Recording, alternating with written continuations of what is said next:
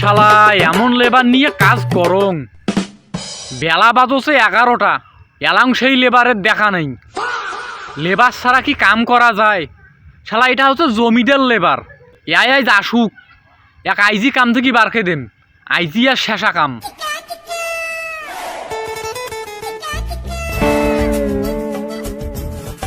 বেলা 11টা বাজে, এলাও একনা কামও একবার বললু নে, কি কাম করলু রে?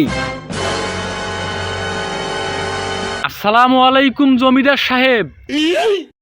মিস্ত্রি কি তুই না মুই রে? তুই কাম্বা মিস্ত্রির নাখান আসি অর্ডার করুছিস, কাম বেলে আগাও নাই।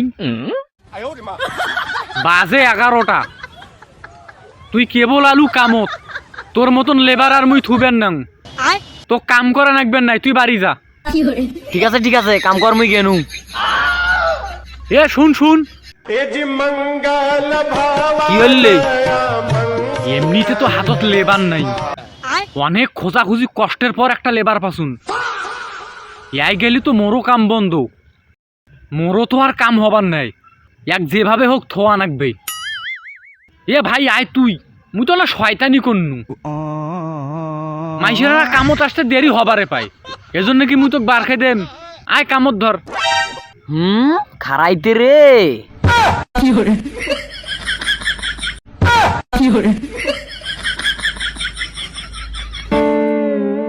খারা হয় আমার মুখ দেখছে, ইটাকে দেখে নে মুখ রে, সলিং খেল বানাং।